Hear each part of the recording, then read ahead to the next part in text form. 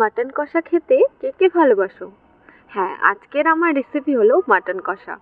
আজকে আমি চলে গিয়েছিলাম অনেক দিন পরে একটু রান্না করতে।